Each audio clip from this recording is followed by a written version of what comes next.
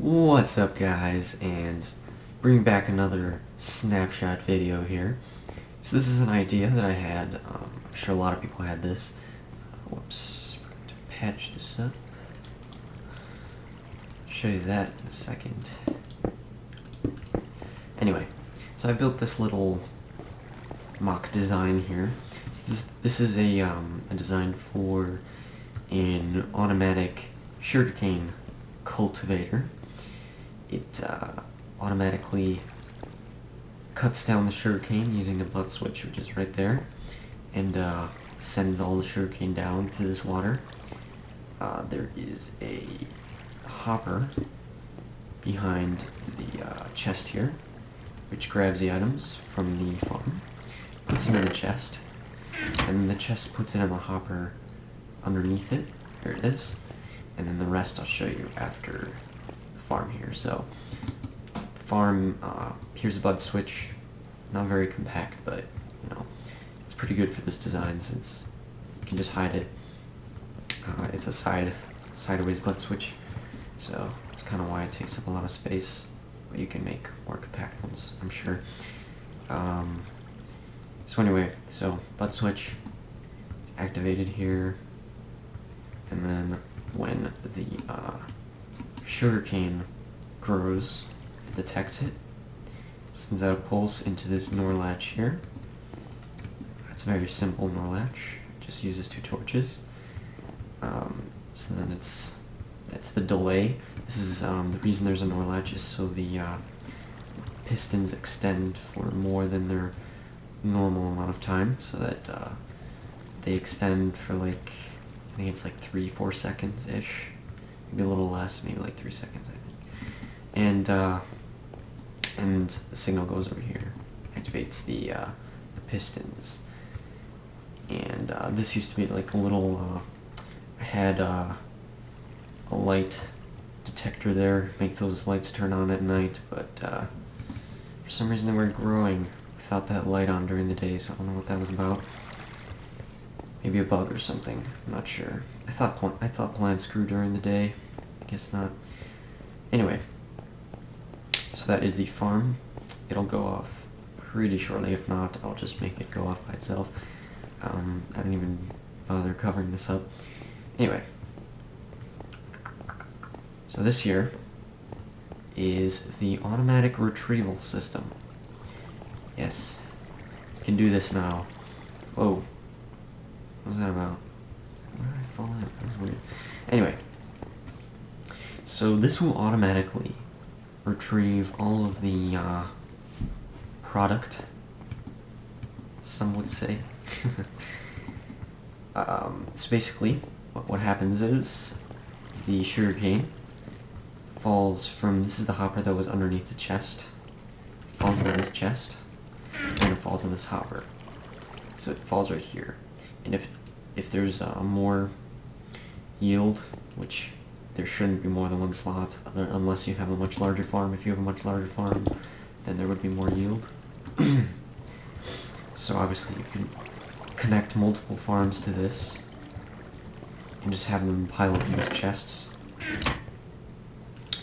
And basically, what happens is, this is the perfect number of items right here. Perfect number of blocks. And what happens is, the moment that just one sugarcane falls in here, it will tell the minecart. I forgot. It has to be 2. It has to be at least 2. There we go. Otherwise, it's a little iffy. So at least 2 goes and picks them up. You can see it pick both of them up. So 1 won't trigger it. It has to be at least 2. It comes, picks it up, and it doesn't take anything else. Everything else stays the way it is. So if I put the 34 here, you'll see that the chest will come. It'll grab everything that it needs to grab. It's taking all the sugarcane, and bam, it goes. So let's say I put 64 sugarcane in this chest, and it starts filling up. You'll see that it just kind of stays the number since it's sucking in items and giving them away, so it just stays the same. And then, hopefully soon, when it reaches the number, it'll start going down, and the chest will go. So it won't actually ever grab these. So the chest, goes on its way. This is just, obviously not that far, but you would have this go, a long distance, or not even a long distance. You can just set it up so that it just kind of deposits it in a sort of area for you to easily grab it better. So you have like a sugarcane chest in a different part, as you can see, fills it up. So let's say it's filling it up and then more sugarcane comes. Doesn't matter, it'll just pause filling up those chests, come gather whatever new sugarcane has arrived, go back and just continue filling. So it'll just keep doing that. So how does this work? Well, obviously this chain thing, it's pretty self-explanatory. So the reason that I have these items here is so the sugarcane doesn't fall in any of these slots. And it's also to measure when that sugarcane comes in. So this is where the comparator comes in.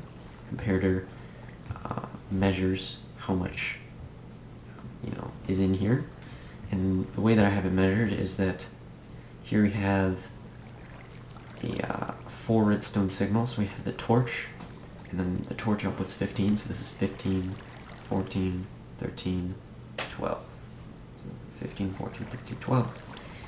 And then we have an input of 12 here on the side. This hopper has to send in a signal higher than 12. So right now it's sending in a signal of 12. And the moment, all it needs is two more items, sorry. All it needs is 2 more items, and basically that is the amount it needs in order to reach 13. And once it reaches 13 signal, I'm just going to grab sugarcane here. Oops. There we go. So we grab sugarcane, and go ahead and put this in here so it lasts cool. So you'll see that once it reaches past 13, this will turn on. This will turn off this signal, which will keep the cart here. And then it'll send a signal that calls the cart over here. So it'll call the cart over. It will keep the cart in place, and then once that signal turns off because there aren't enough items anymore, this will turn on and send the cart back to its default position. So as you can see, nothing is touched. So this is pretty reliable. I've tried this multiple times, even on camera now, and you can see that it hasn't taken any of these. If it would take any of these, you just get like a sandstone here and there. Now actually, if you would just use sugarcane instead, that might be a better choice. I'm not sure if sugarcane, yeah, it does. Sugarcane would work the same. So if it does ever grab that accidentally, you just do that. It's kind of not really something you'd want to do. And plus, I mean, I really don't think that it would ever grab it, because I've tried it so many times now, and it's worked every single time. And even though it needs 2 more, because the cart sort of picks up 1 block, all when it's going, it'll grab that extra one. So that's why it needs to, but it'll grab. So anyway, thanks for watching this video. Hope this inspired you for automatic farming. If you want, I'll explain the farm a little bit better. So we've got the bud switch here. And you can look up bud switches. This is just sort of like a sort of spread out one here. So the piston is right there, and this block right here that this redstone is on is diagonal with the piston. So the piston is here, so it's behind this block, so it's diagonal. And when this block is powered, when the diagonal block is powered, it sets the piston. So the piston is set, and any time something moves, anything anytime a block gets updated next to it, it'll trigger, it'll go off, so it'll extend. This signal will complete, as you can see here. It'll turn off these torches, which will reset the entire system so the piston will go back to its proper place. And then this torch will go off, which will turn this redstone off here. It'll turn this torch on, which will trigger this NOR latch. It'll trigger this redstone, which will start the signal going this way. It'll also trigger this, which will flip the latch so that this torch is on. And then when this completes, it'll turn this torch back off. So basically it's an extended time for the pistons. And this is just the pistons simply wired up here. This is just for the lighting. And I'll actually simulate that really quickly. So, you see the piston goes off. You see the NOR latch. Now this spot switch actually goes off 3 times. However, these pistons over here only go off once, so when you're standing outside of this, you'll only see those extend and then go back in. But this butt switch will activate 3 times, and that's just because of the way that it's set up. Because the butt switch actually detects the pistons that extend. It doesn't affect anything, but just how it is. So you'll see, oops, I was already sucked in. So you'll see, wait, that's right, they haven't actually reached. So they'll start coming in here. Time. Anytime now. Did I actually suck them in? I'm not sure. Wait a minute. Yeah, I'm pretty sure this thing already worked. I think this thing already went off. Yeah, I think it did. This thing's much quicker than I thought it was. Yeah, so it's really fast, as you can see. I mean, I just kind of went over that. I'll just kind of simulate this here.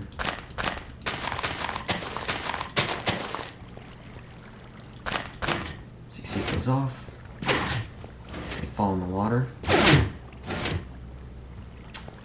Some of them do get stuck on the side. There really isn't anything you can do about that. It's very rare though. As you can see, sometimes it will just stack with the other ones too. So yeah, you can see that the chest already left and it came back. And it left again.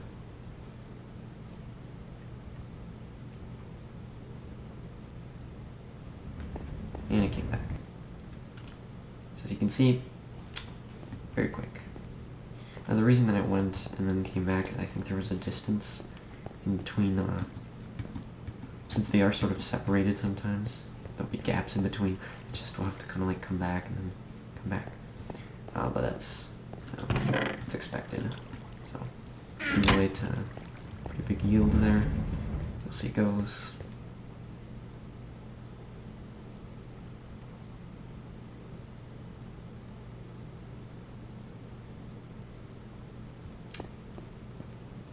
Actually, this is going to take a while, isn't it? Because it's full stack. Oh yeah, it's almost done.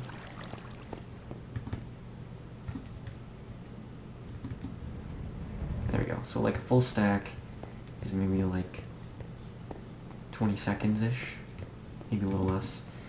So yeah, so that's automatic farming using the new snapshot. Rate, comment, subscribe, all that cool stuff, and see you in the next video.